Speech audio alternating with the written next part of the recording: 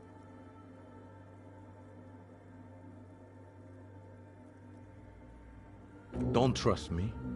Trust the mother. I'm only the messenger, Holmes. This is the Church of the Mother of Silence. You are welcome here. This Mother of Silence sounds like a serious player. You might want to be careful until you find out what you're dealing with.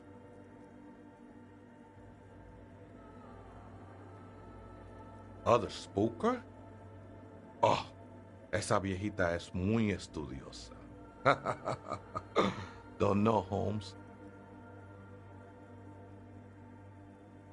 No. I just call her viejita because of her clothes. She's actually quite young.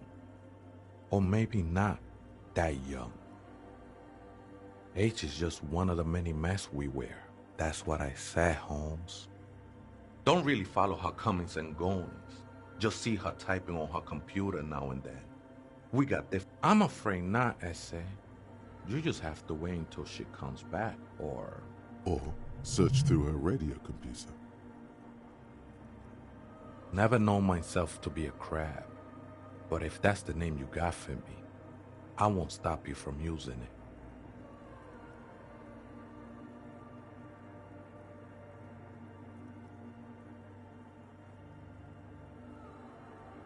I always thought of myself more like a flame, flickering along the rafters and beams. It may be that I gotta work on my technique. I was in a gangway, but my memories of that time are fading. Most of them are already gone.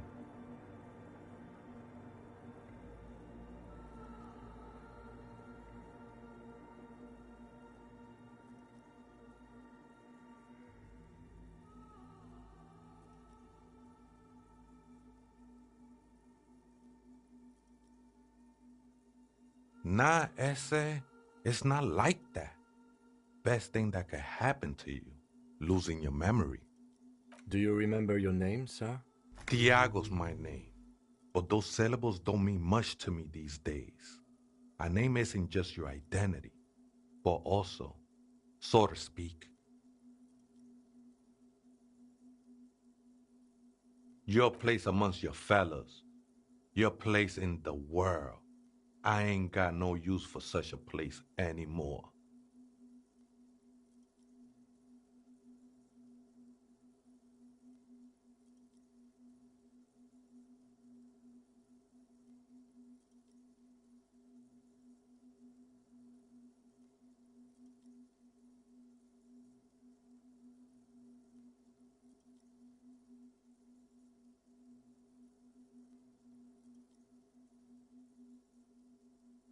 Don't think I met one yet, Holmes.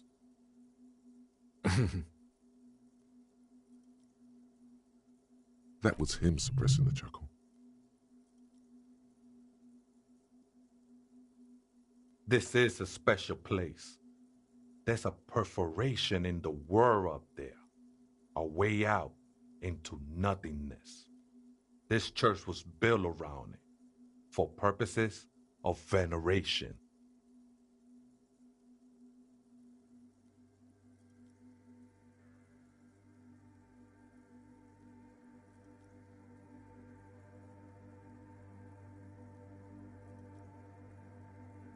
I circled it, nurtured by the silence bestowed by the mother. One of these days, I'll be pure enough to go drink from it directly. Oh, that's no simple question, I said. She is one who can be painted or sculpted. She is a cavity in the dark beyond sense. She saved me, but I couldn't describe her to you. No one can, Holmes. I will be incinerated, but not destroyed. Finally, at one with the state of the world before reality began.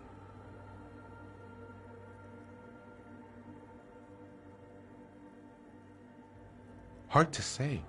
I think I did some construction work here, back when I still had material worries. Up there, I realized what the true purpose of the church was. Been spending a lot of time here ever since. The past is nothing to me now, eh? It didn't belong to me. I think they were. A long time ago, I had to shed them like skins to get closer to the center of the silence. You could have them. I don't need them anymore. They look pretty dapper, actually. I'm a seraph, Holmes. I sing the mother's glory.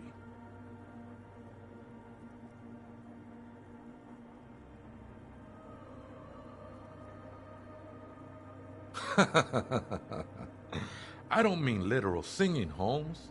This is the mother of silence we're talking about. It's the singing of a burning heart. You may be thinking, but fire crackles. No, Holmes. That's the material that's burning. The flames themselves are without sound. It's not like that at all, man. It's just faith and joyful service.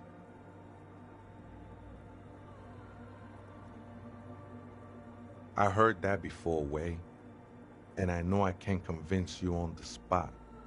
But think, when's the last time you woke up from silent communion with a hangover, regretting what you did last night? There are drugs darker than alcohol circling your system. She took you for a good spin, huh? Don't worry, bro. That love is but a drop compared to the ocean of the mother's love. The mother will eat all of you and never spit you out.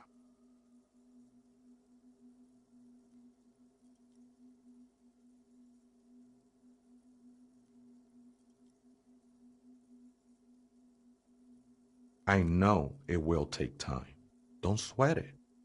The sinewy figure lingers on the wooden beams, blending into the shadows. Police raid a while back.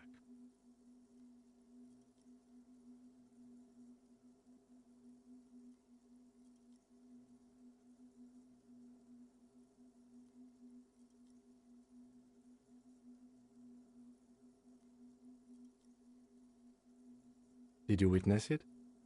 Not really, or at least I don't remember much of it anymore. The mother's love has done its job. That's what's so great about the mother. The ones in the tent outside, right? I see them. Guessing they're the ones who call me a crab. Probably scared of me.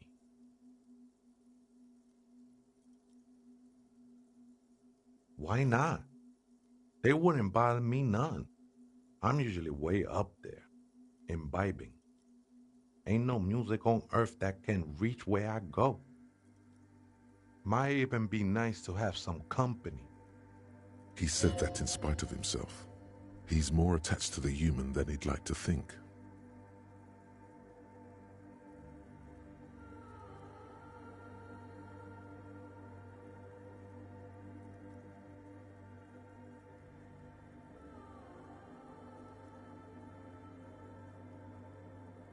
The ones in the tent outside, right? I see them. Nah, man. They look pretty funny. And wouldn't bother me none to have them spin music in here. Might even be... He said that in spite of himself. He's more attached to the ones in the tent outside? Absolutely, man. Might even... He said that in spite of himself. He's more attached to the human than he'd like to think.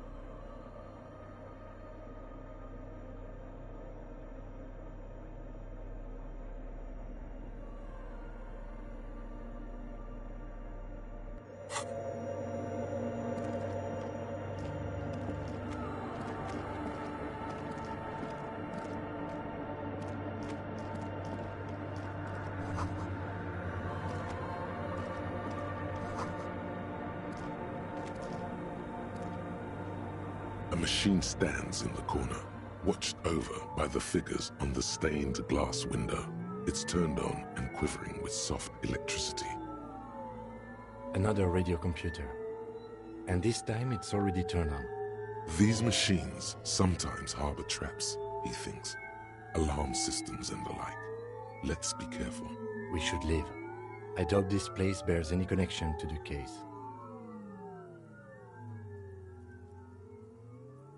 You see fluorescent play and print buttons on the keyboard. The lieutenant says nothing. You see the machine's glowing frame reflected back. Behind the hatch sits a cube-like crisscross of filaments. Another filament memory. Press play to talk with the repeater.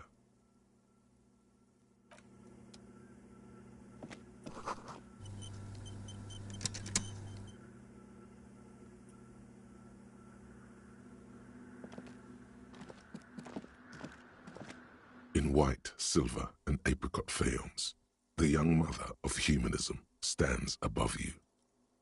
A crack runs across her body. She is impossibly tall, oval-faced and sad, a dark and radiant majesty. This is her innocence, Dolores Day. Cradled in her arms are a pair of glowing lungs, clearly visible from underneath her flowing dress. You should kneel. Your knees touch the floor. The floorboards are hard and cold. There you kneel among the snowdrifts, diffuse light falling on your hands from beyond the glass. The world is silent, but for the creaks and cracks of the massive wooden structure behind you. It covers you from the wind outside. The ocean feels distant, its ebb and flow blocked off by the centuries-old pinewood sarcophagus around you. In the darkness, you sense her eyes on you, inspecting you with their multicolored glass, as if you're a bug under a microscope. The woman looks down at you kneeling. She towers among her followers, architects, laymen, courtiers. There is a sad smile on her lips and a glint in her green-blue eye of what? Compassion? Remorse? As that soft word passes through your mind, the lieutenant draws an X-shaped cross from shoulder to shoulder. Your fingertips touch your chest 4 times. Then you rise from your knees into the apricot-colored light of the window. Above you, the woman still smiles her distant smile, sundered by the crack in the glass. The old woman in the village was right. This must be the Delorean Church of Humanity in Martinez, or the small Pinewood Church in some records. It's a minor landmark, not easy to find. Most maps misplace it. It was built not long after Ravachol's founding, 300 or so years ago, by first-generation settlers. There used to be 7 stave churches on the coast. Les Setsa, they call them, the 7 Sisters. Only one remains. The rest were burnt in the revolution or used for building materials. We should be respectful here, although the building appears to be deserted. I do not believe we'll find anything connected to the lynching here. Something else, perhaps? A pang of guilt. The lieutenant is leaving something out. I have a theory, yes. There was a police raid a while back. I heard the place was shot to pieces. The old woman in the village was being tactful with us when she didn't mention it. She has more respect for the RCM than many around here. Well, your station was involved, I hear, although I can't be sure. 3 precincts were involved in the raid, and people say Precinct 41 was one of them.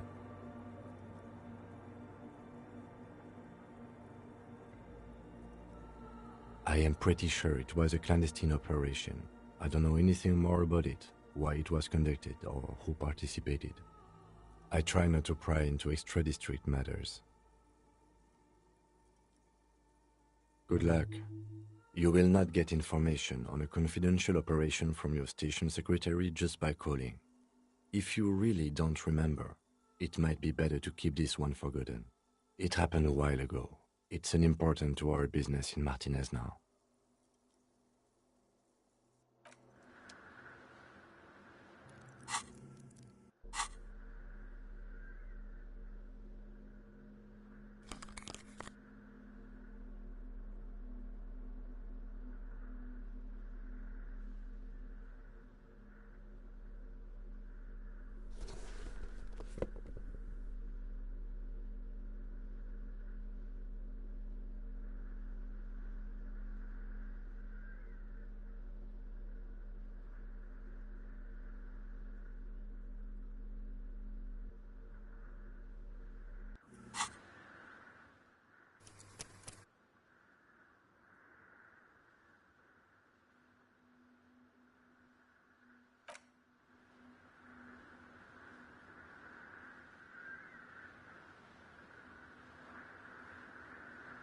mother of humanism stands above you, a precious and complex wax painting on a single pane of glass.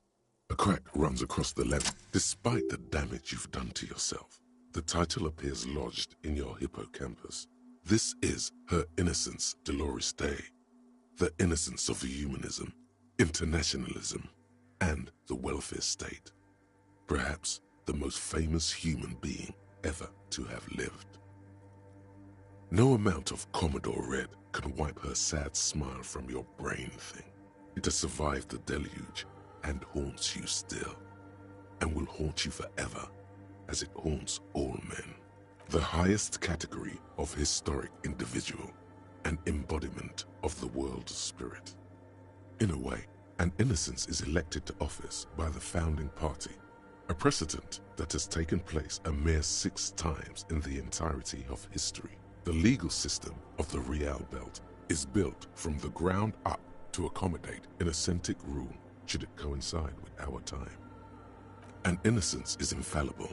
The decisions made by one are not decisions. They are inevitabilities. What would have happened anyway? Only accelerated, packed into decades instead of centuries.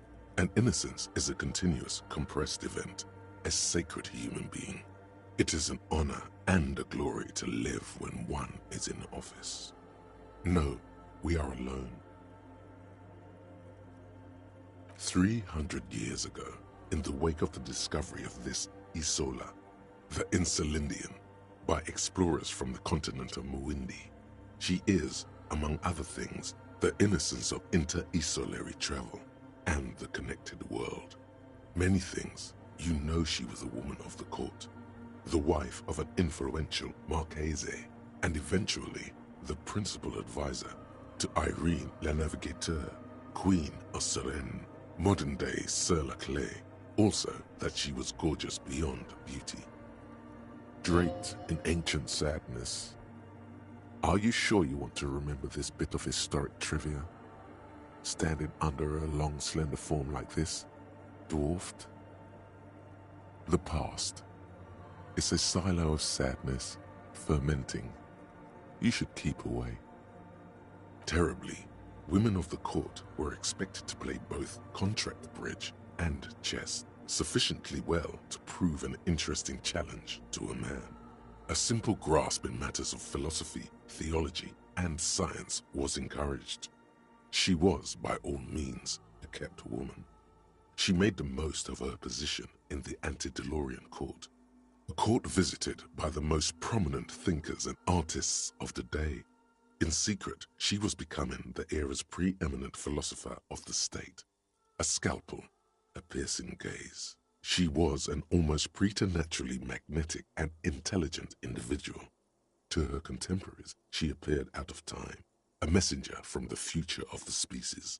We all fell in love with her, head over heels, even before she was declared an innocence.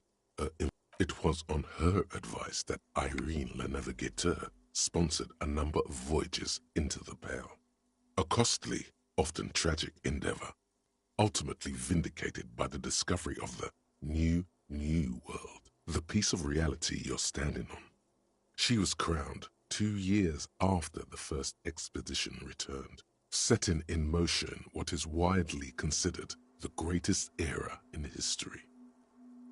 Wow, indeed. When her innocence was declared, and the queen she had advised for years fell on her knees before her, she was so overcome with emotion that her lungs started glowing in her chest. Bystanders reported golden filaments lighting the already sunlit chamber around her, clearly visible beneath her dress. As did we all. The lands of the Mesk and the Occident, and even far away Supramuindi, altogether 21 of the 40 mundial nations of the time, immediately accepted Innocentic rule, even before her crowning. In a city called Advesperaskit in Vesper Messina, her homeland, the name of the city means evening comes, but it happened on a winter's morning. She was dressed in a white and pearl dress on an emptied-out plaza, with the crowd far away. Already, her Theriers, the secret servicemen of the Innocents, were worried about an assassination attempt. Oh yes, she looked like humanity's young mother, a perfect mother, insultingly beautiful. It was as if her face and shoulders and hands were covered in a soft down of underfeathers. You know this well, very well. Midwinter snow was beating the cobblestones around her. A small attaché of officials stood by as her Theriers placed a white gold wreath on her head. The crowning was mostly witnessed by secret servicemen. One of the men in this secret service killed her 22 years later. A young man who had come to suspect that Dolores Day was not entirely human, but something else. Something that had walked in our midst, watching us stumble for hundreds, if not thousands of years, until it decided to interfere in the course of our history. We were supposed to come up with this ourselves, the man was reported to have screamed at the Innocents. Dolores Day was shot in the chest with a fowling piece 8 times. The man, thought to be insane, said he once touched her and her body had been unnaturally warm, like a furnace, and that sometimes, while on duty, he observed her forgetting to breathe for over 10 minutes. This inhuman quality was witnessed by many others as well, glowing lungs and all. It is commonly attributed to mass hysteria and religious psychology. Terrifying is a term too emotionally charged for your semantic memory, or what remains of it. Terrifying. It's a simple word. She was bad for humanity, and you shouldn't have started thinking about her. You already do. Although she is often considered to be the greatest human being to ever live, there was something ominous about Dolores Day, constantly surrounded by her Theriers. She was the most socially secluded and least self-aware of all the Innocences. Some modern thinkers would consider her a war criminal for the campaigns she waged against the Mesk state. And then there were the resettlement programs. The Mesk state tried to detach itself from Innocentic rule. Parts of the world were experiencing whiplash from accelerating into secularism. Her mandatory education programs and mass resettlement of upstream Marguerite were problematic as well. Dissenters were suppressed by a military force she called the Army of Humanity. She adored chess, yes, but also military war games. Dolores Day often holds a tiny tin soldier between her index finger and thumb in icons such as this. She was also blonde, the blondest woman you have ever seen, with green eyes the color of the Pacific, mare interregnum. Little is known of her Marchese husband. It's as if he vanished from history after completing his role, which was to introduce Dolores Day to court. In conclusion, yes, there is something lonely, paranoid, and even terrifying that people seldom mention, but feel when they think of her. Lieutenant Jeffreiter, you've stood there for over 5 minutes. What are you thinking of, if I may ask?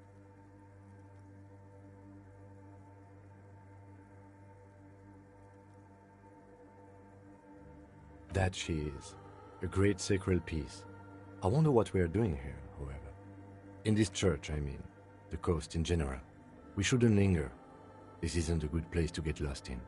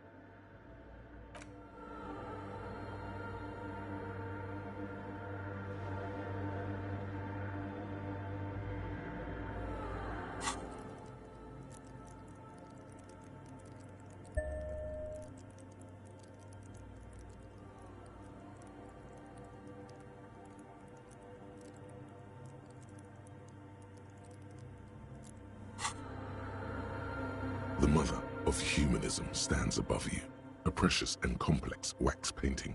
On a single, a jigsaw of broken shards falls into place in front of you, a ghostly reconstruction of the stained glass window. Before it was shattered, there was an older woman beneath the younger one, and a text, a light motif below them both. Unknown.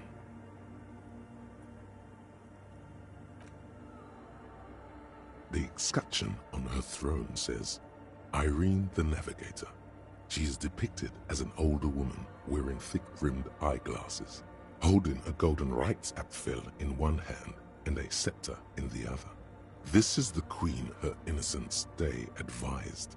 Above, she herself is whole.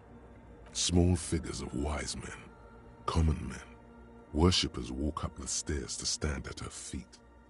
Secret servicemen, 30 years, stand in a row guarding her.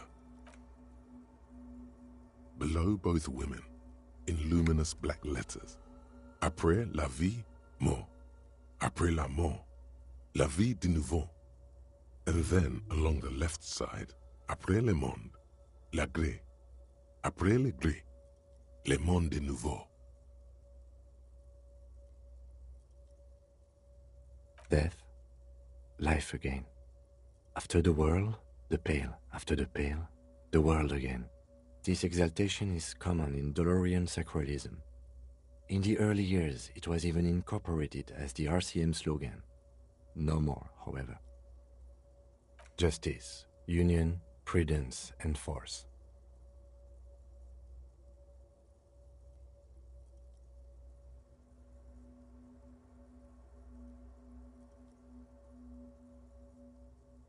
Not at all. The mother of humanism towers above you, a wax painting on a cracked pane of glass. Nothing has changed in her expression.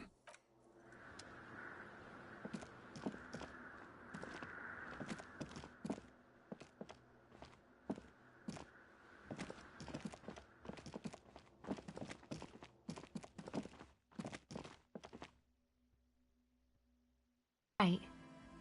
Let us know if there's any progress, will ya? We've been waiting for my associates. Of course I do. I just don't tell people about my friends and who they are and so on. I don't provide information on them. Me? I'm a silver bird. Don't know what makes you think it'll be any different later, but... Oh, that. You're not gonna believe me. Okay. She was dressed like someone who's been... And then, he stopped. Like a crab, you say?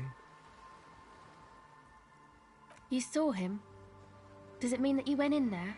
Did you see the other spooker, the one in Grandma's clothes? That's odd. You should search her machine. Maybe it says where she went.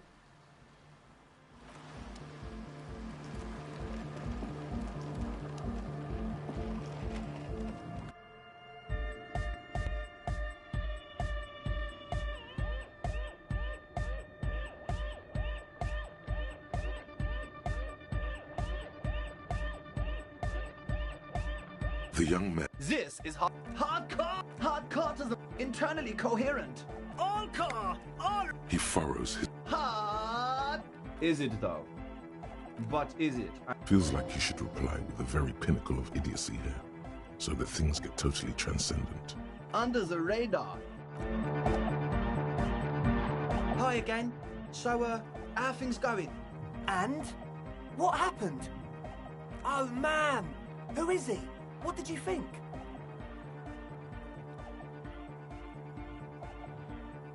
Really? Huh. Interesting. What's he doing in the church?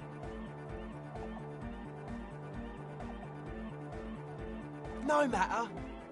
Is he gonna be a problem? Yeah. Noid is right. Let's get back to the point.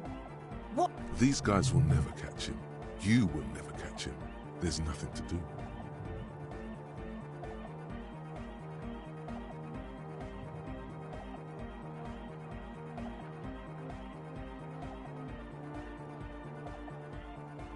I don't know, man. Doesn't it feel like a major hindrance to you?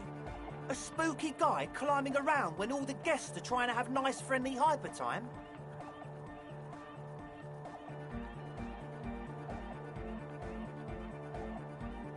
I guess it's not a massive problem, now that I think of it. Everyone is welcome to dance till the morning light!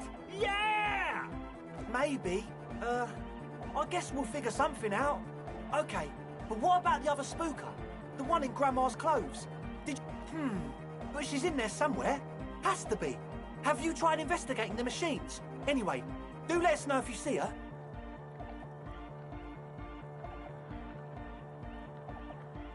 As always...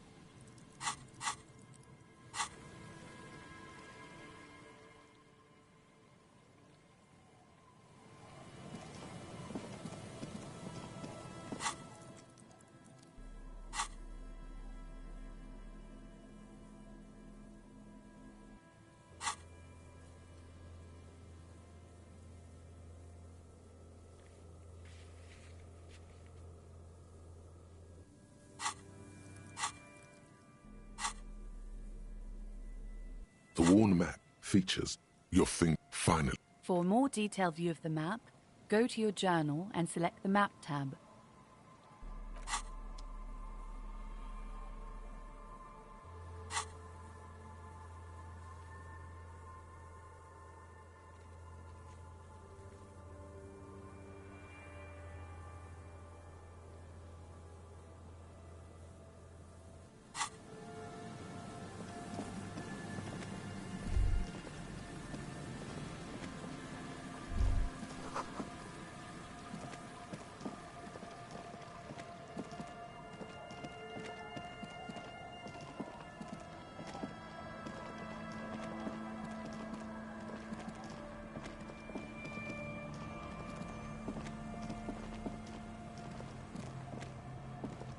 Our tenant, the policeman. I hope the waves don't keep you up at night. What can I help you with?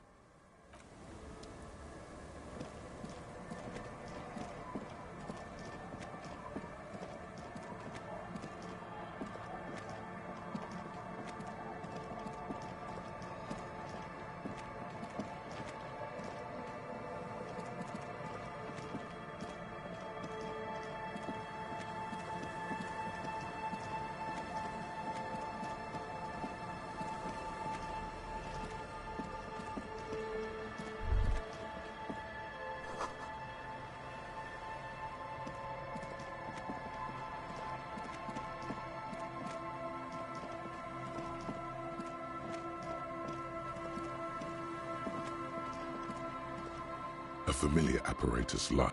The reeds bend forlornly toward the sand. You see slabs of concrete north. In the east, the city center hums to you. The constant, distant song, louder on this part of the coast. This trap is also full of panicked locusts. No sign of any cryptozoological beast in... Another empty trap.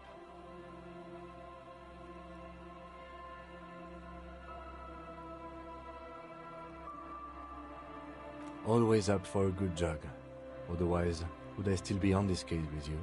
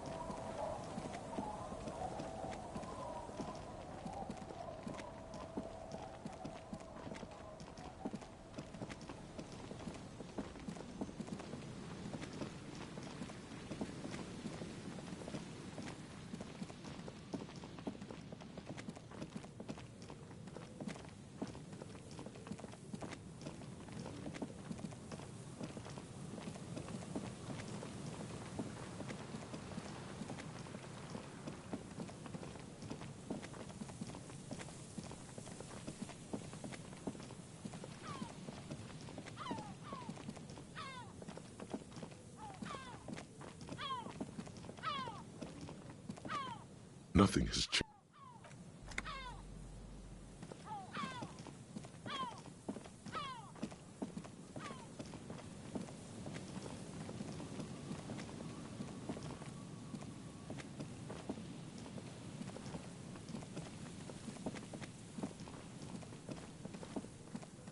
An old door, worn by elements, guards the depot. The wind has...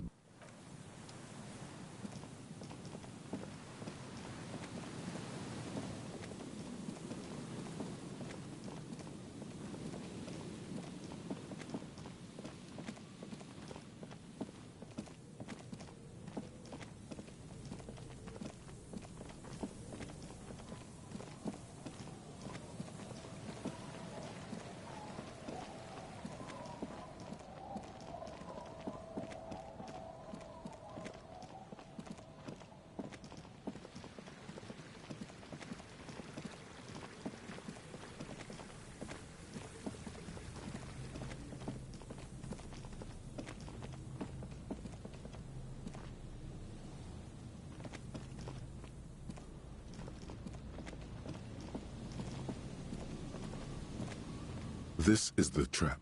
The reeds hiss and shake in the darkness. It's good the cryptozoologists left. This isn't a very cozy... The later it gets, the colder. Remnants of the camp can still be seen in the sand. Nothing but locusts in this trap as well. Definitely no cryptozoological monstrosity. Empty as all of them. One more of these and we're done.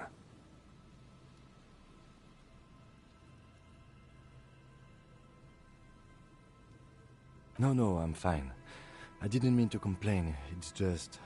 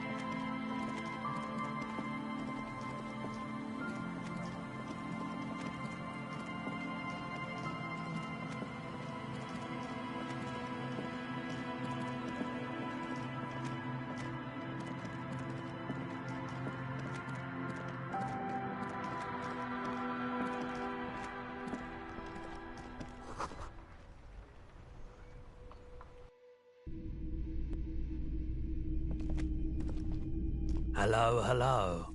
Let me know if... Sure, let me have a look. Anything else you're thinking of selling?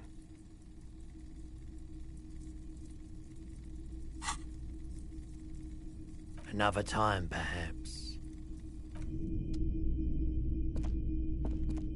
The boomboxes on the shelf look well loved. One especially catches your eye. Deep gold and amber plastic with a big old handle on top. A classic boombox that says Stereo 8 approved. This is you. Golden orange. A sunset suite. Just make sure it works before you buy it.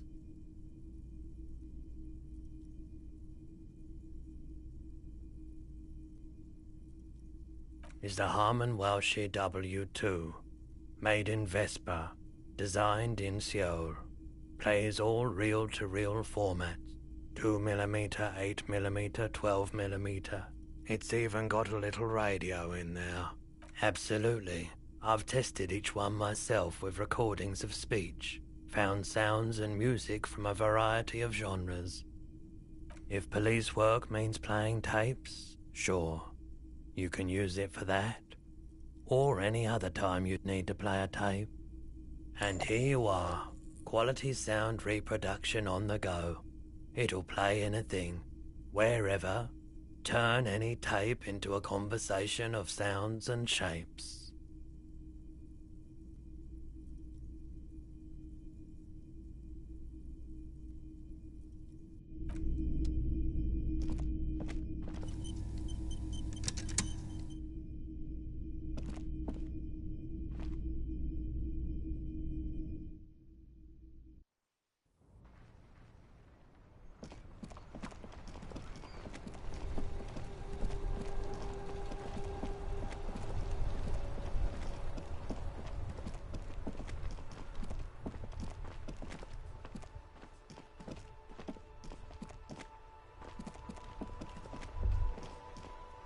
There. Working class drunk. You know what this means, right? Cracked it. All in a good day's work. What do you mean, what did I crack? Look at how working class that drunk is.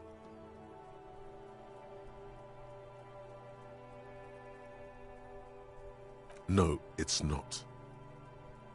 Yes, and you found him. Now go and tell the working class woman. Protect and serve, recruit.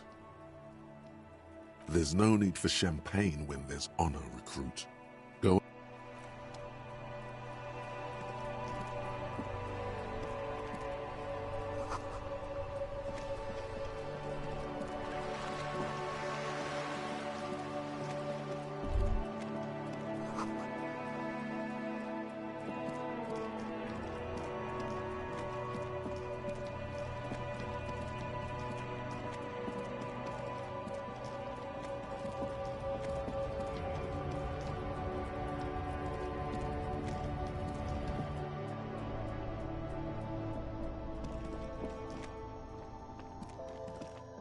The tear machine stands in the corner.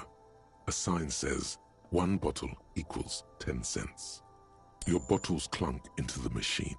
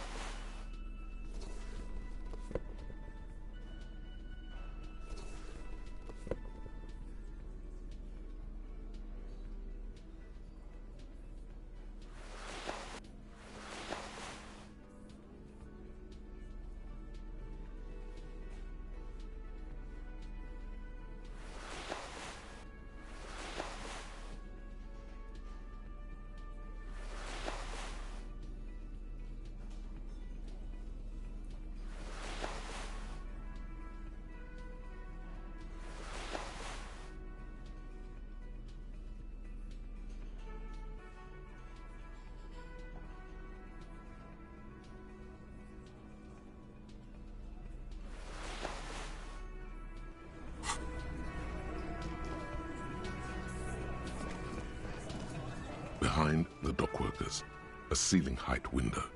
The hawthorn branches scrape the glass like bony fingers.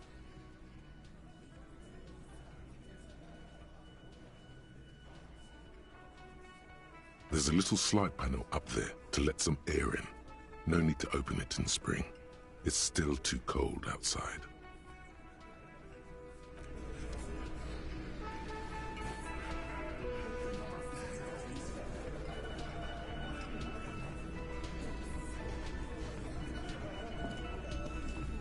Looks like the circus left town, but the clowns are still here.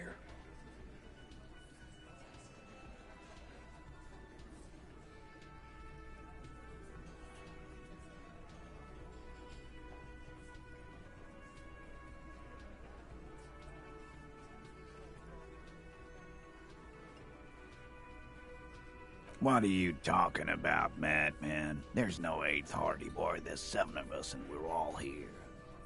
Or what? You want to be the 8th Hardy Boy? We ain't hiring. Actually, boss, we've been talking and we think she could maybe... She? So there's an 8th Hardy, and it's a Hardy girl? Who might it be? Elizabeth? The gardener? Shut the fuck up, Glenn! I do the talking here. Now what the fuck do you want?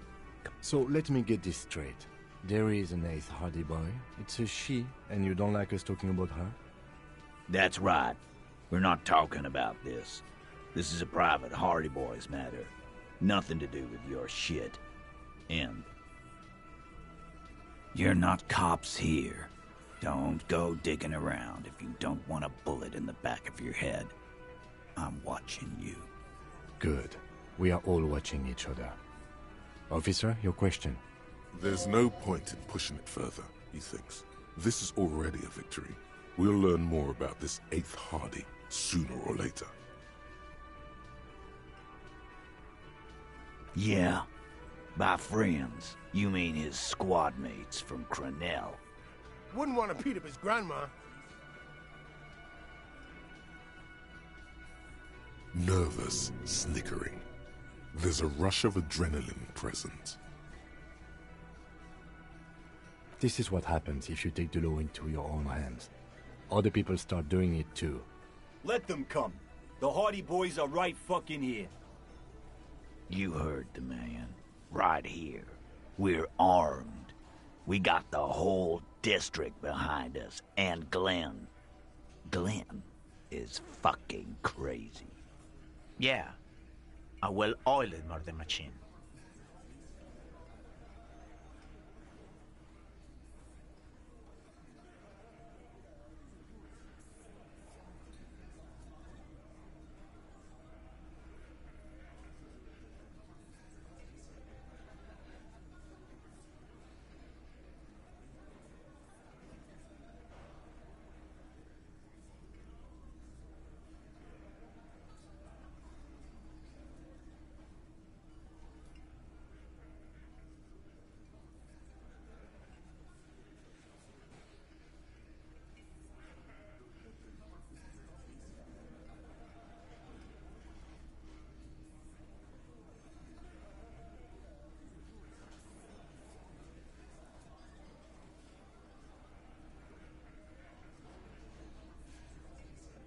Big fucking surprise. They hire psycho scum. Arm. We got weapons of our own. We got Ister 50s, Zeelagers. Glenn's got a knock cannon at home. I guess we're gonna see, aren't we? Right about what? That a 50 caliber bullet goes through shit? Yeah, I am. So are the local gangs. The fucking Barmy Army and the Madre scum. You've been out there. Seen any around? Yeah. Where are they now, huh? Sent back to Madre in an airtight cargo crate. These people are trained military professionals with decades of combat experience. They are not a gang or a Barmy army. No, they're not. They're uncoordinated and drunk. We know more about them than you think. What do you mean, okay?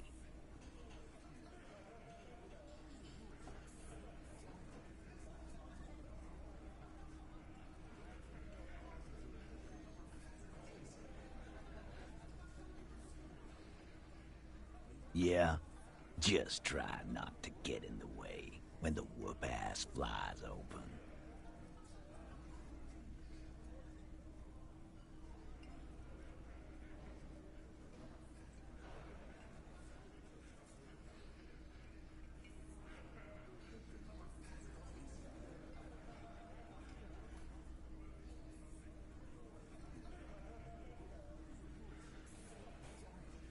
Beneath the whoopassery, it's clear that he appreciates all the help he can get.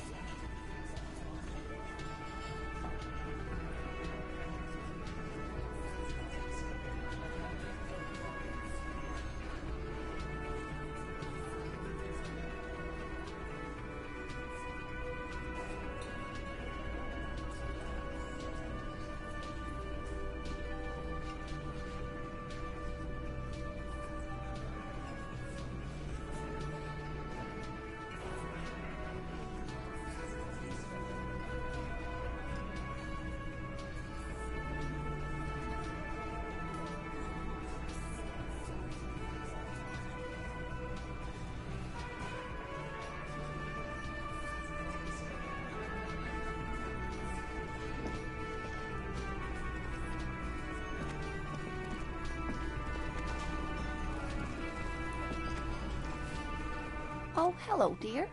There you are again. Oh, you don't want to hear about some old woman's ramblings. Reflexively, the lieutenant read his familiar notebook. Well, it was summer. I was building a racing track out of sand on the beach near a tall stand of reeds. Quite a tall one. Many times my height, I remember. When, all of a sudden... I'm getting ahead of myself. I was 5.5 in Betancourt in the suburbs. My grandmother had a summer home there. She'd just started forming memories. Real memories. Not the billowy haze of infanthood. The strangest moment of my life. I looked up and one of the reeds moved. Not like a plant, but like a living thing. She had no fear. Just surprise. I didn't know this can happen, so I reached my arm and touched the thing. It felt just like a stalk of reed, but it moved, swaying, towering above me.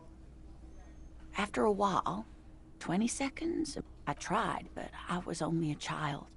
There was mud and high water. I couldn't see it anymore. I was just standing there, knee-deep in mud, looking around me. Where did you go? Don't go. I ran back home to my grandmother and asked her if reeds could walk, and told her they were looking at me. Of course, she just laughed at me, but I knew what I'd seen. For years, it was a story I told at parties when I wanted to impress boys. That sort of thing. Of course, most people just took it as a strange, amusing anecdote. So did I, honestly.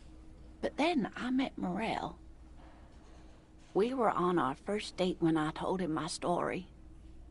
You should have seen his face. He said my descriptions matched the phasmid down to a T. Its white marble limbs, the way it moved. So that's how they met. This is beyond significant for them. It's hard to say how big things are when you're quite small yourself. Not all of them, as far as I remember. Some of them, on the inside, like stalks of marble, if that makes sense. Our first, yes.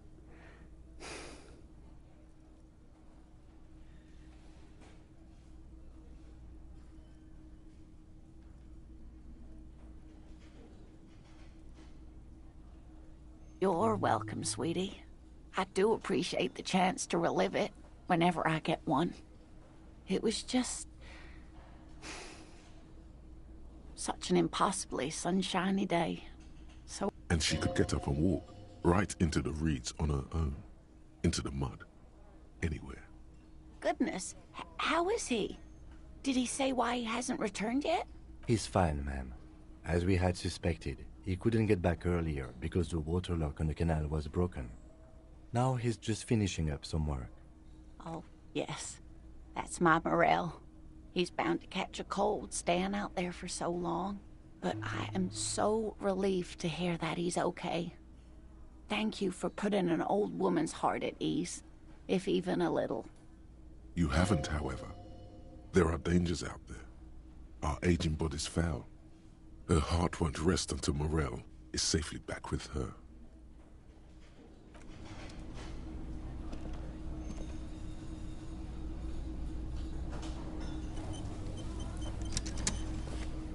Can I help you?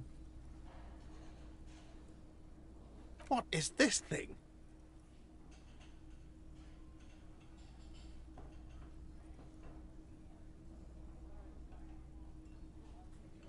What, the interior decorating kind?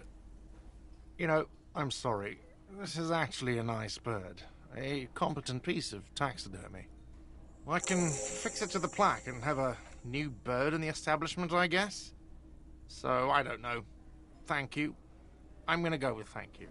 People just don't know how to accept gifts. Especially taxidermy. He likes it. He likes the bird. It solves his broken bird problem. I feel good about our work here today. It's all about the little things, like bringing people random stuffed animals.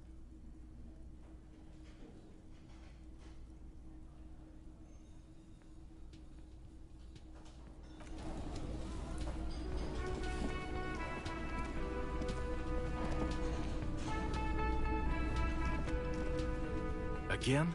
I can't believe this shit.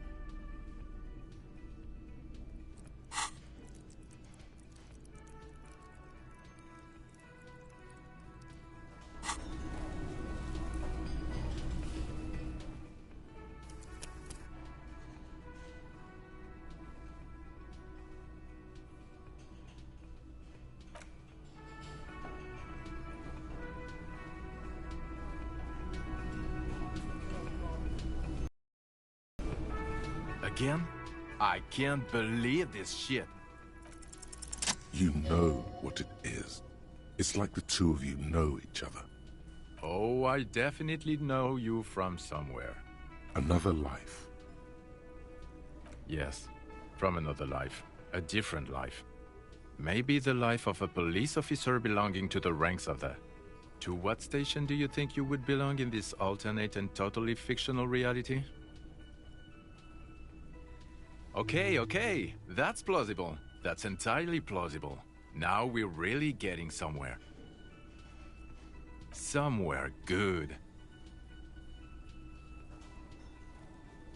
Okay.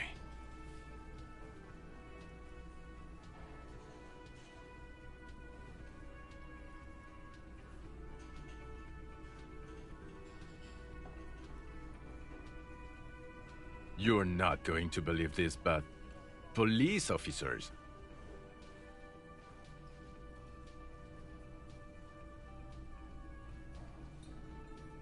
Yes, sir. Solving crimes, locking up bad guys, and get this, and not getting that drink on at 2 o'clock.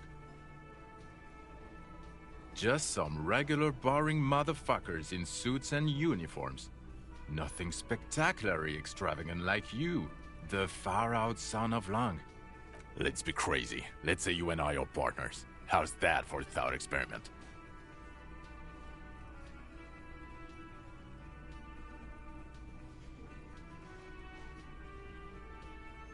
Would you now, or would I be cramping your style?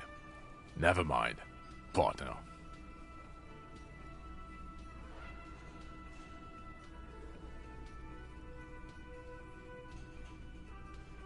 Okay, how about you stop wasting my time and get on with whatever you were doing then?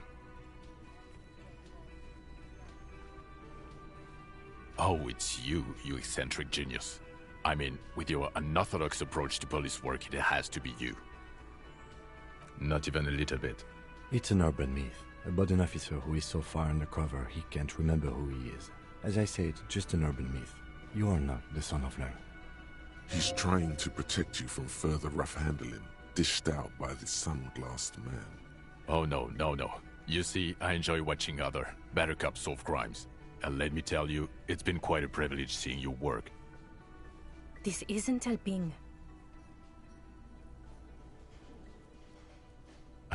Neither can I, partner. Neither can I.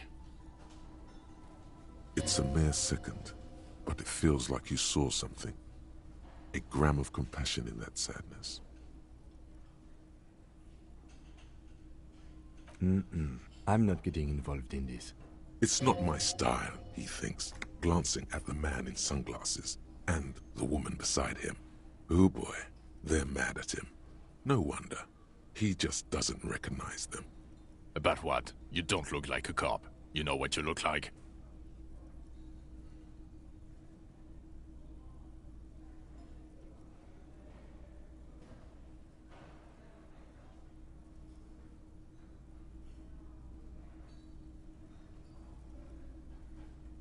Exactly. No.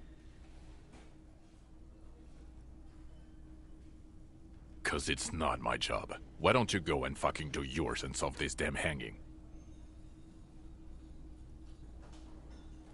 Actually, I don't want to hear you say things. Come on, Jean. Okay, say things. I want to hear you say things. Hear that? He wants you to say things. Say one. Suddenly, out of nowhere, case-related things start popping up in your head.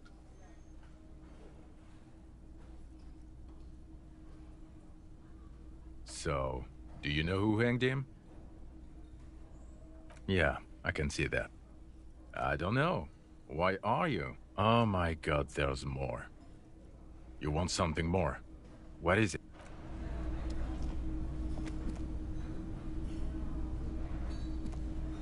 Yes? What is it? Of course I'm with him. Why do you ask? Well, he's not. He's a sack of shit barely kept together by crazy glue. But at least he tries, unlike you. Please, let's not turn this into another exchange, okay? It means I'm a patrol officer, sir.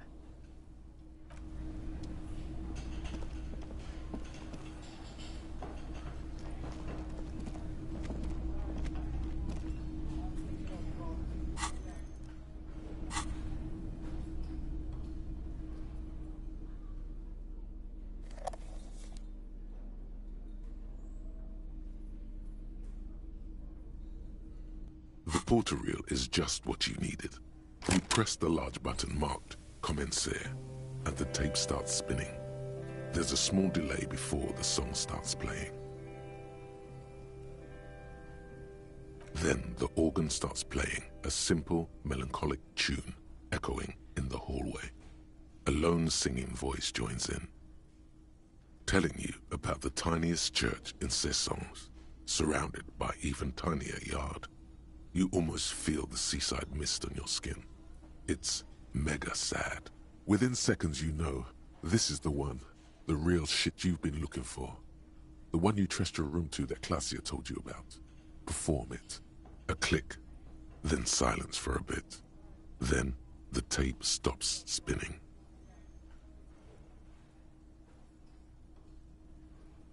Of course you could sing this. You could take sad to a whole new level with this.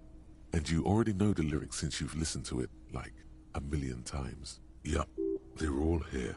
All 3 verses. And the B-side of the tape contains the instrumental version.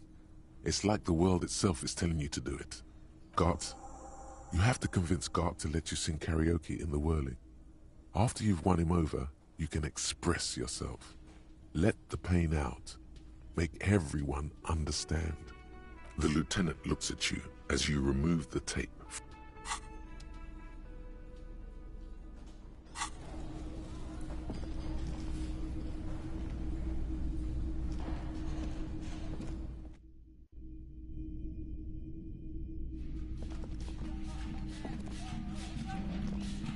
The door is closed.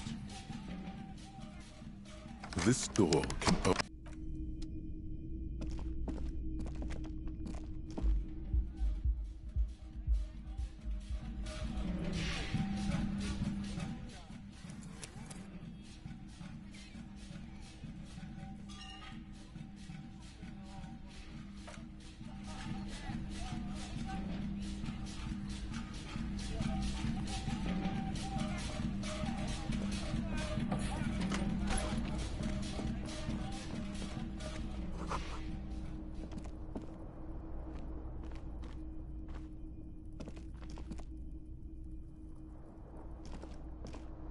The bed is still cold from the broken window, and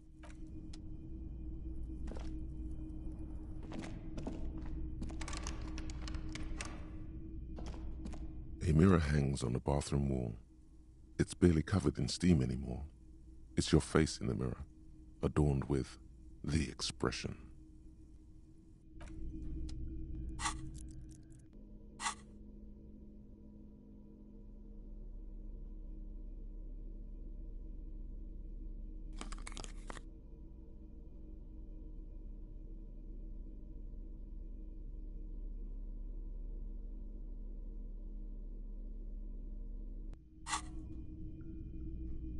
A mirror hangs on the bathroom wall.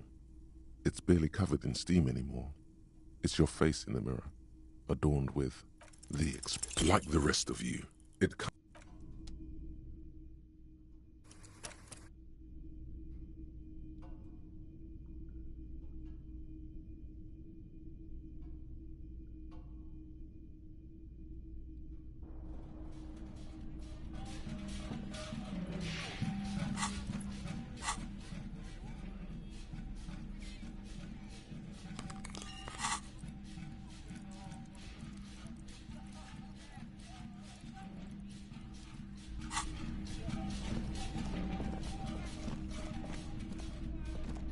A mirror hangs on the bathroom wall.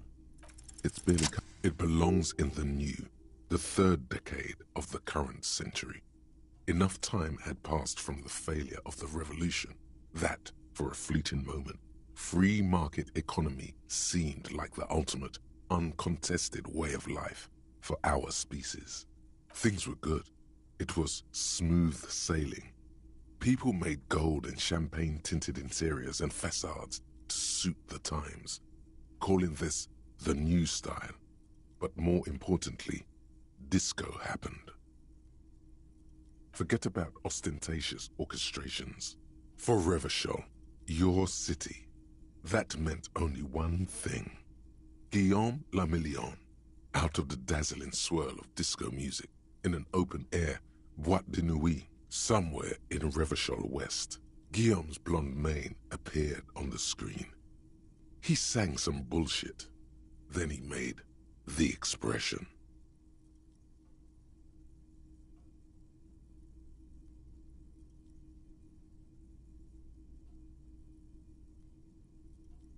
The click is used to spur on a horse. It also features heavily in Guillaume Lamillion's regional mega hit, Don't Worry, Your Pretty Little Head. Sometimes you like to add finger pistols to the mix, because, unlike Guillaume Lamillion, you are a police officer. It's your nifty little way to say, I'm armed, and there is a vast ocean of time between right now and the expression. Looking good on you, or anyone. 2 decades, if the calendar is to be trusted. Humanity has run aground in that time. Everyone loved it. Maybe you thought some of the stardust would rub off on you. Maybe it did. Either way, it's all gone now. Only the grimace remains. Not really. Oh must have just stirred your mind. They're more like a disco rock band anyway. You have some understanding of the near history of disco, plus the trivia you've picked up along the way. Episodic memory, however, remains in the dark. It may never return. You should prepare yourself for that. It doesn't have to be. You can swoon over Guillaume and his champagne-corked smile whenever you want to. Maybe some of the stardust will return.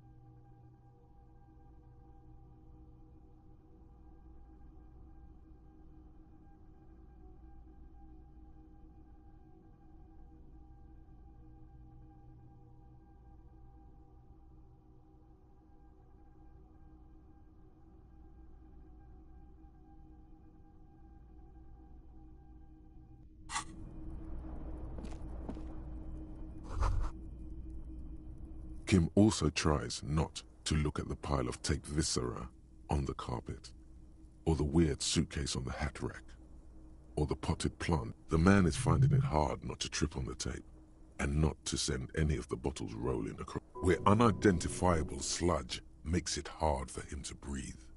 Smells of vomit in here.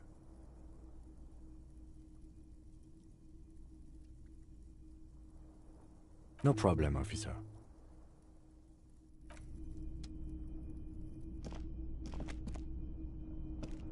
The window stands broken in its frame.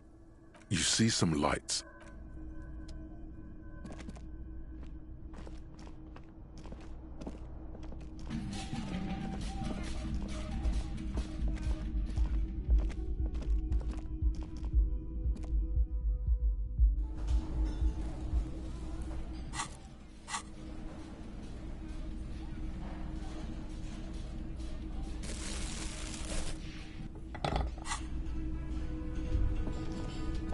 Okay, the man with the sunglasses and his hypothetical Station 41.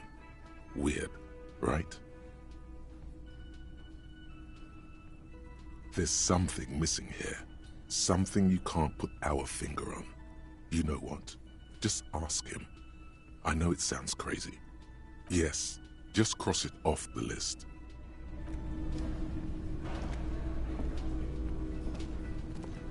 Again? I can't believe this shit. I'm going to say no. Just to see what you'll say to that. What'd you say? Okay? Jean, he said okay. Give it a rest.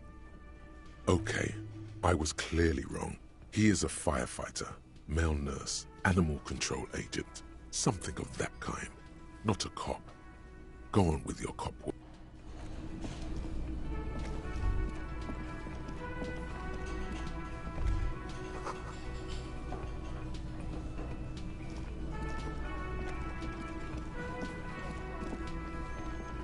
The man ponders his cooking utensils. You see a heavy steel door. The door does not. The cobalt blue.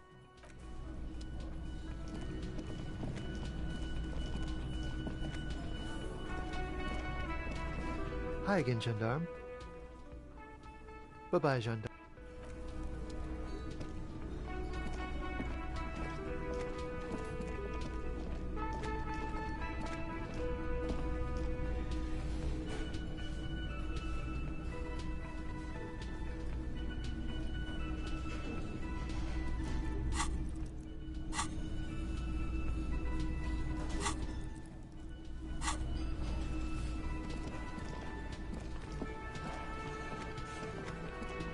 I've got nothing to say to you.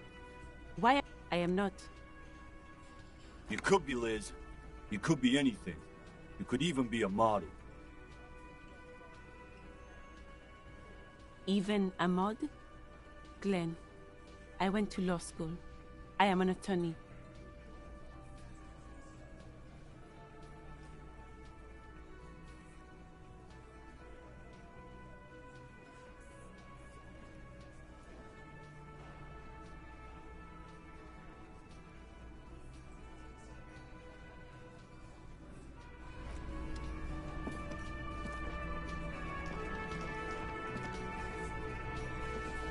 Looks like the circus left town, but the clowns are still here.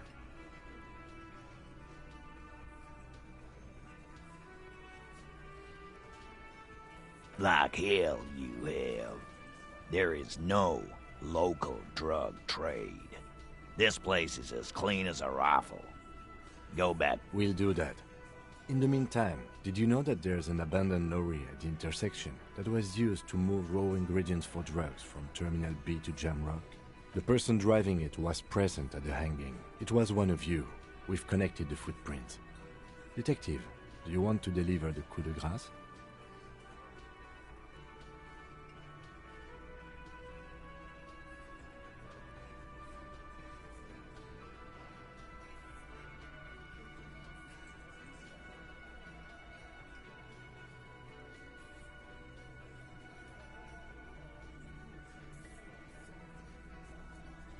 Thank you. You're right, Titus. There is no local drug trade, because it's all controlled by you. You're the drug trade. That's a mighty interesting theory. I guess that's what you would need to do, theoretically. A big, strong, state-run monopoly would outcompete the runts on the street. Yeah, man. Theoretically, that's what you would do. To get rid of the gang... You would need good, trustworthy people to take their place, of course. Hardy men to run such a monopoly. For the good of the community, of course.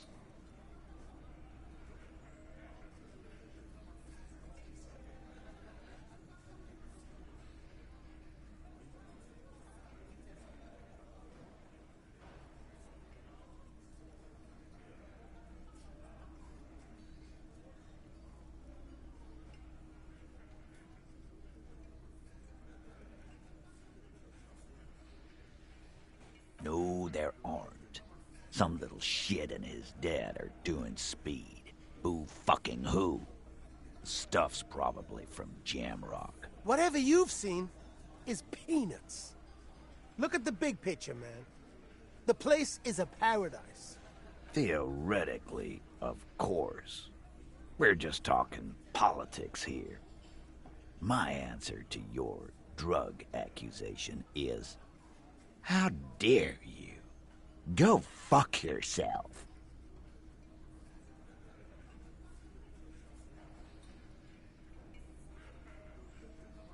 Not quite yet, Mr. Hardy. There were 8 sets of prints on the crime scene. There are only 7 Hardy boys here. My answer is... fuck off. Mind your own business. There is no 8th Hardy. I run this goddamn scene. And here we go. Back to the usual. I know! Fatty walked on all 4s. He's so fucking fat he left 2 sets of footprints. Go fuck your mom, Dennis. That's more like it, boys. You heard him. It was Angus on all 4s. Anything else you need to know?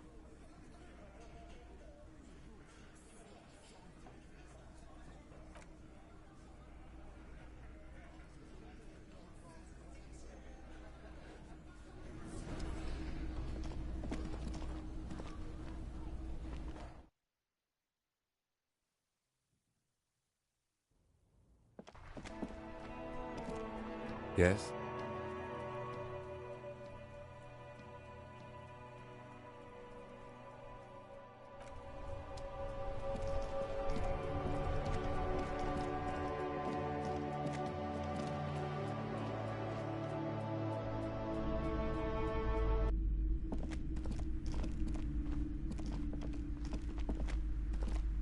I'm sorry, sir. I can't talk right now.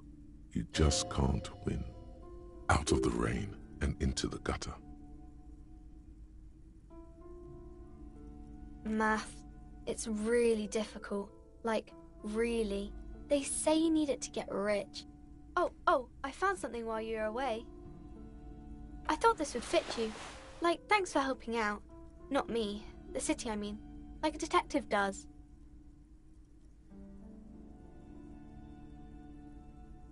Yes, just like the one Dick Mullen wears all the time. You'll look way more serious with that. Right, I have to get back to my homework now, before Mum notices.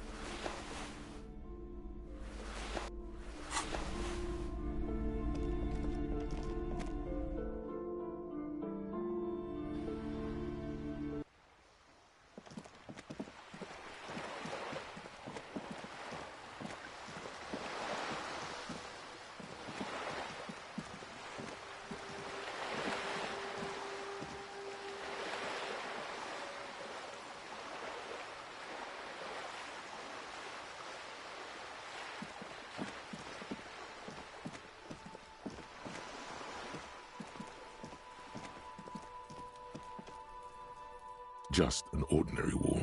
Nothing to see here.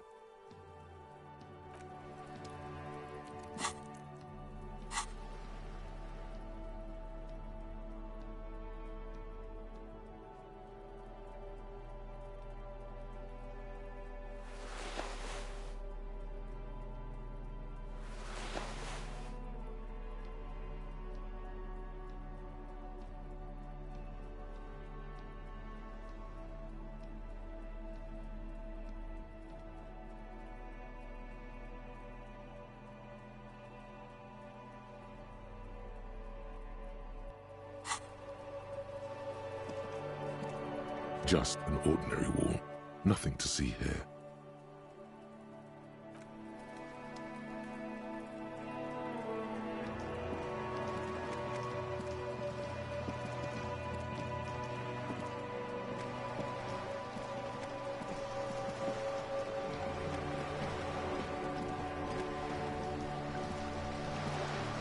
You're back. Good. What can I help you with? By love, you did. Fast, observantly, like an electronic printer. Pleased to meet you, Lieutenant W. Freighter Dubois. I am glad to see a man of high qualification. The situation is precarious. What can I help you with, Lieutenant Freighter? Of course. Anything to help. I am sorry to have been the bearer of bad.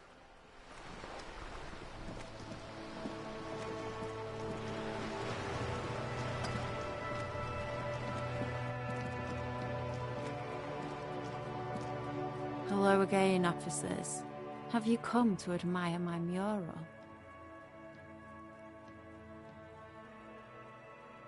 Can't you tell? I haven't really started it yet. I'm waiting. This place is severely lacking in havoc. Not even the occasional trash can fire to... I thought I'd mix it up, you know. Have you ever tried?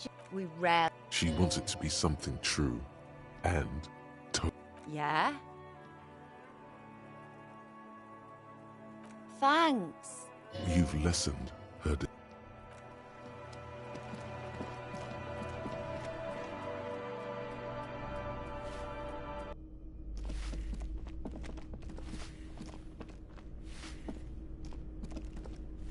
Give me a moment.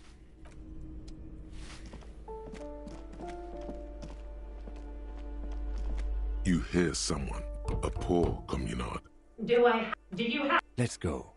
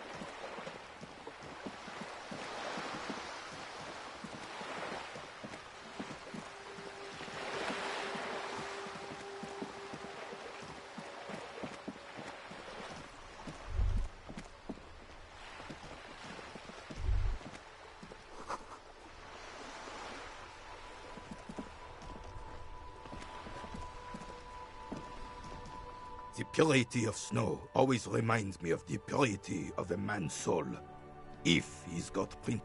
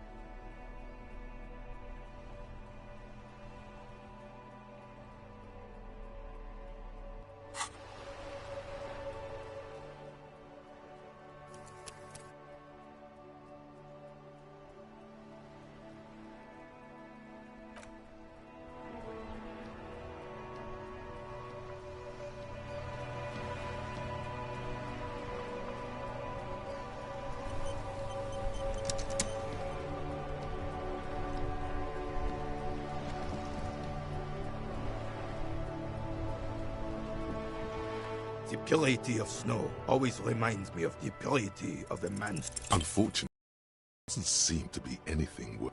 But of course, sire. Looks like the...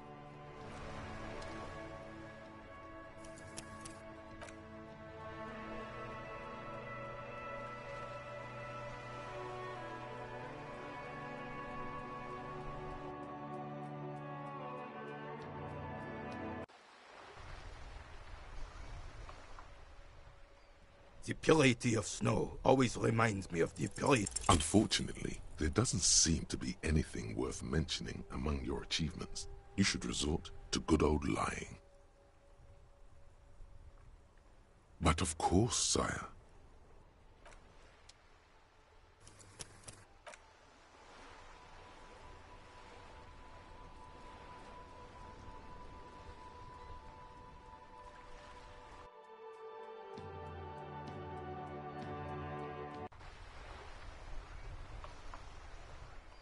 The purity of snow always reminds me of the purity... Go long, go deep, go unconventional. Sure, officer. Let's hear your take. I'm not following you. He'll get it. Don't worry. Just continue. He's gonna be impressed. The man stares at you, silently frowning. Doesn't look like he's imagining it.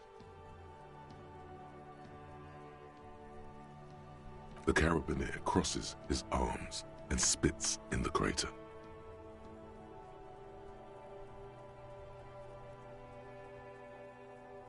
You're talking about getting blackout shit-faced drunk and going into delirium, right? The lieutenant looks up from his notes and nods to the old carabiner.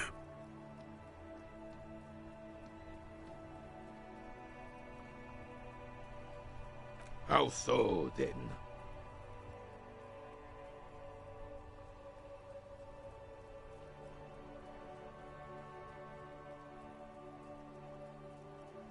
The lieutenant sighs audibly, but keeps his eyes on the notebook. And I thought getting my knee shattered and surviving on rat carcasses in the trench was bad. Here, have one of my medals. You've earned it, officer. Extremely rigid principles this old soldier has. Don't leave room for a change of heart or backing out. The medal is yours. The veteran extends his right arm with the sun-shaped medal. It glimmers in his wrinkled and scarred palm. Flashes of bloody and terrible scenes of war. Men dying, horses shrieking, blood sinking into sand and snow and asphalt and fertile black earth. All of this accompanied by a musical composition telling of heroism of old, when men were bigger in both body and heart. You feel strange kinship to this old soldier. Was there something else you wanted to take from us? I don't think there was anything else he wanted, was there? You got the medal. Now let's solve the crime.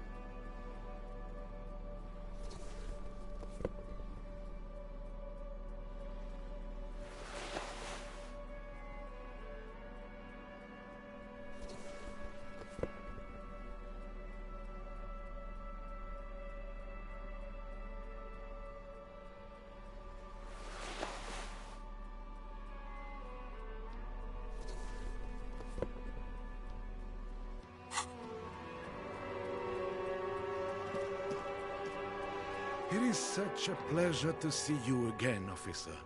How may I help the...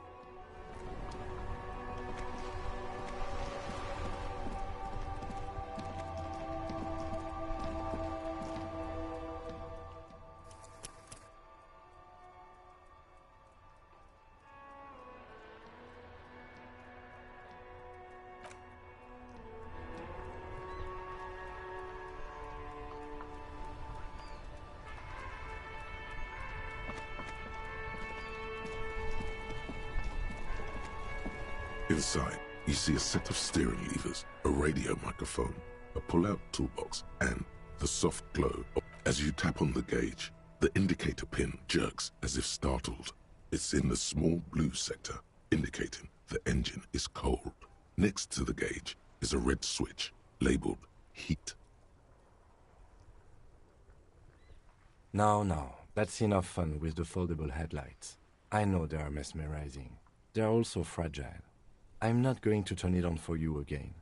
The white suede feels luxurious under the touch.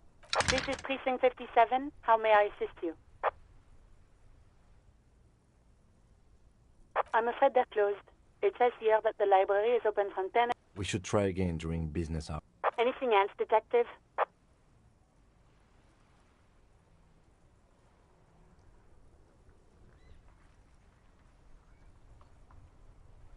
It will take just a moment, officer. Her voices fade out into the...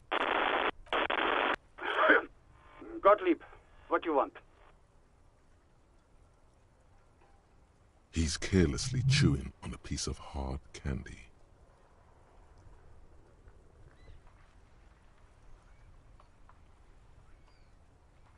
Oh, it's you.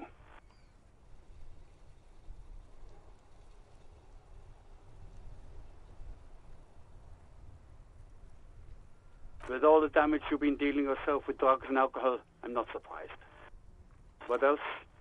I'm not a brain doctor. Look on the bright side. You've got a whole new life now. Use it wisely. It's hard to say if he doesn't believe you or doesn't care. That's because you're hung over. Even the radio waves coming from your direction smell like liquor. Do you feel like your eyes are twitching too? That's the tiny vessels pulsating from high blood pressure, stupid officer. You might be sustaining permanent damage to your vision as we speak. Not my... The busy kind. It's not life-threatening, just annoying. For you. I've got more important things to do here. It certainly does not help with aiming. Yes, there's no end to the misfortunes fate has seen fit to rain upon me.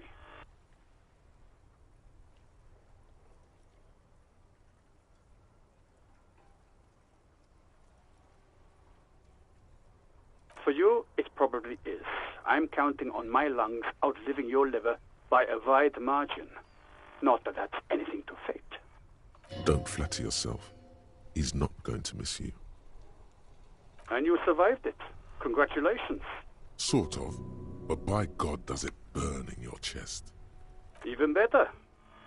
Anything else? I wouldn't worry about that. Officers your age have coronary trouble all the time. Also, death is a natural part of life. Accept it. The body is an object, and objects break down. Do what good you can with yours, before the rest goes too. What? You want me to do blood work for you again? Tell you just how bad things really are across the board? You want another rundown of everything collapsed? You want the real, honest-to-God truth? Stop drinking, eat magnesium and vitamin D. Our station is not a retirement home.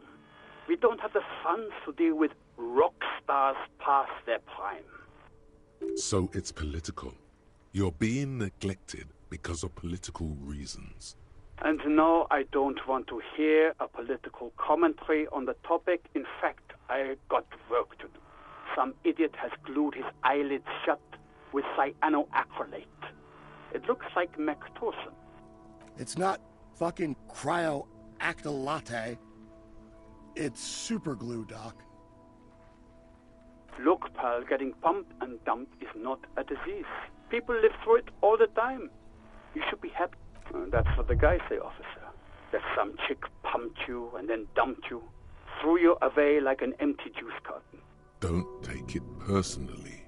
There just wasn't any. You must have me confused for a close personal friend. I am not. I am a medical professional. One needs tending to right now, he thinks, looking around the room. God, these apes. You hear someone whine in the background.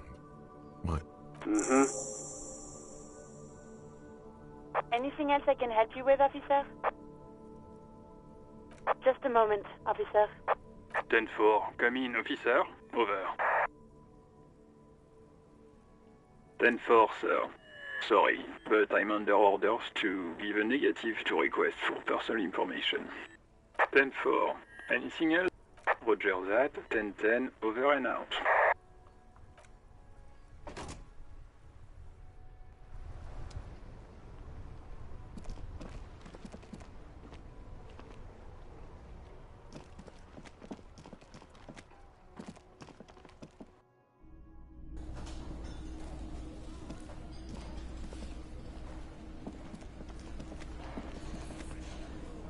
It's you again. What is it?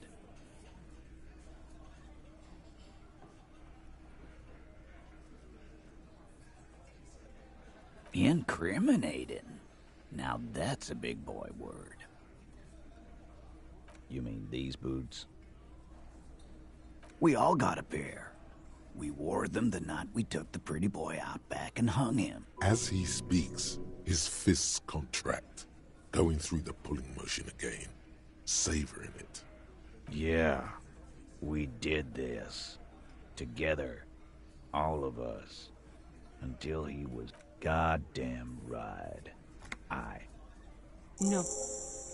These 7 honest men have equally come forth.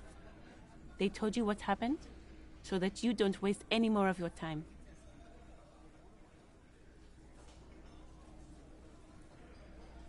You don't have to answer any of his questions. I know, Lizzie. Relax. We killed him last Sunday night. Seemed like a good way to end the week. Known him? We don't associate with scum like that, asshole. Yeah! Who do you think we are? Quiet. He came around about 3 weeks ago when that Pines cow first sailed into town. By the Pines cow, you mean Joyce Messier? The representative for White Pines? The same company you're striking against? No. I mean the Pines cow. The stupid-ass cow they sent in to fuck us over. But you... Why don't you ask her about the pretty boy? I'm sure she has interesting things to say when you ask her hard enough. That's enough insinuation for today, Titus. Officer, your interview is drawing to an end. Are you deaf? There will be no singling anyone out. You can't arrest... Do you think you could do that? Do you think you could arrest them all?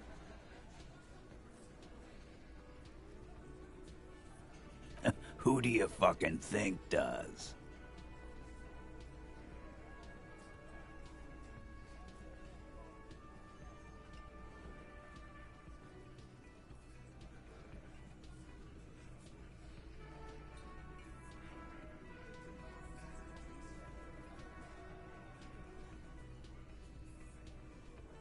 Titus, no one was thinking.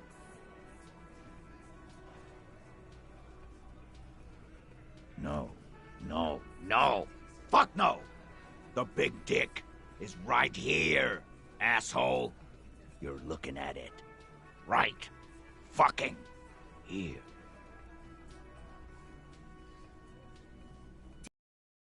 Officer, none of the boys have any comments on their power relations. Why? 'Cause he was worthless mercenary scum. And he stepped out of line. What kind of mercenary? The kind that shows up when you start a strike. The experienced kind, too. Had Cohoy and Semenine written all over him. Ex-Oranese Special Forces.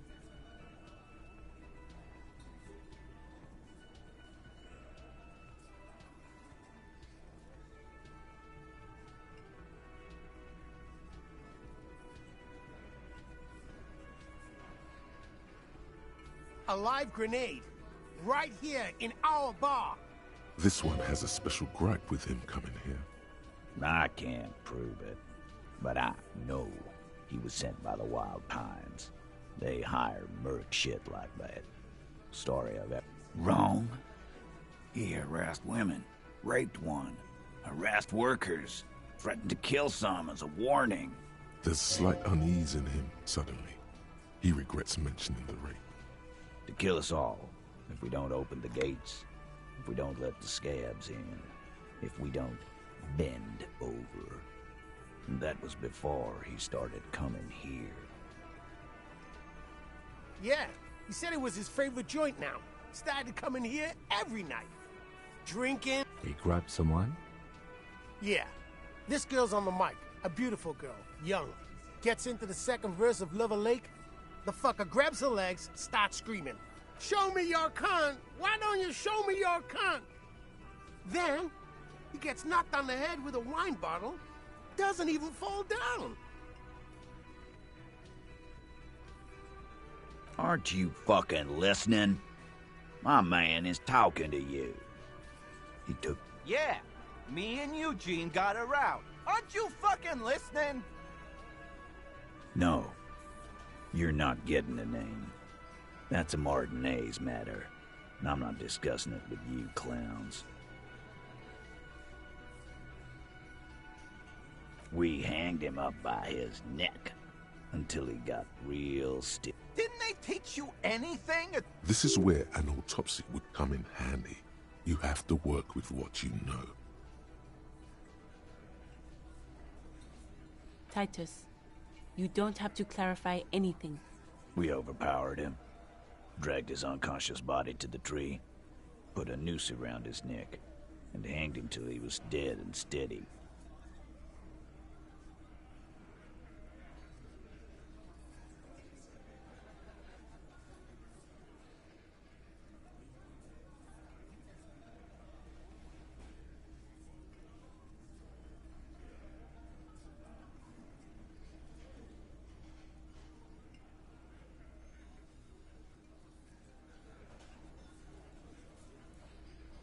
Then we left him for seagulls, maggots, and you fucks. Make them a bit more uncomfortable first. Then see if it all adds up.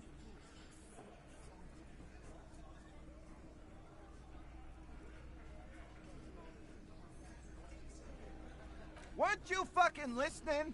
The fucker came to our bar. It happened right here.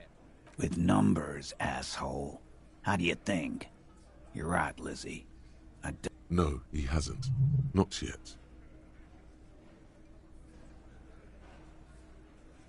Like what, Copper?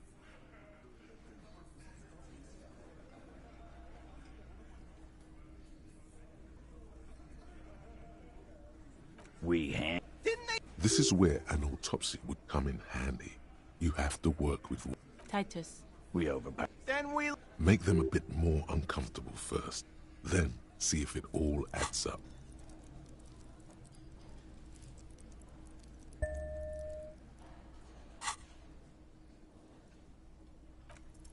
Titus is solid as a rock, and so are a few others. But...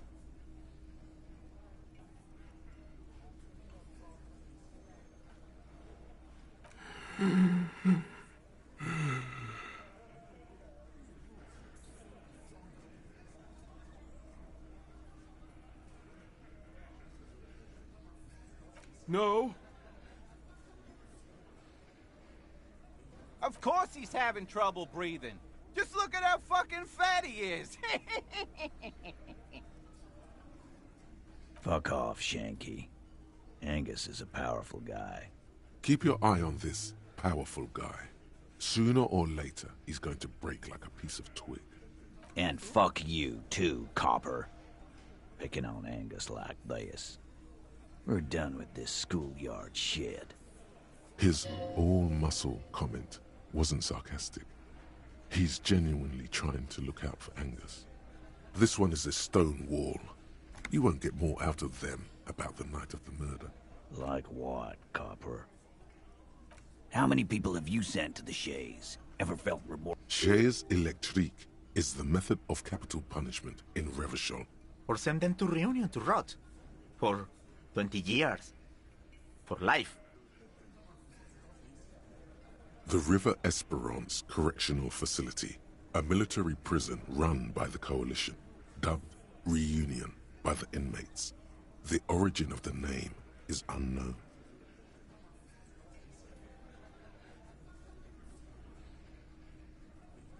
Oh, so you are just a simple, well-meaning man, eh? Ever been in solitary? Prison is a charter. He's clearly been in solitary confinement, and at a young age. So is hanging a man, slowly, without breaking his neck.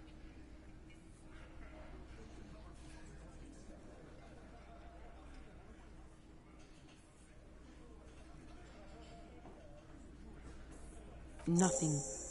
Your investigation here is done. Leave Martinez, go back to your stations where you belong. I think we're going to stick around, thanks. Some things don't add up here, Titus. I've done this job for long enough to know that people don't just confess to first-degree murder. Even if it is a group responsibility, we're going to look into this. Good luck with that. You've heard everything a rent-a-cop is gonna hear from us. Real law officials. You're lucky you didn't get a beating.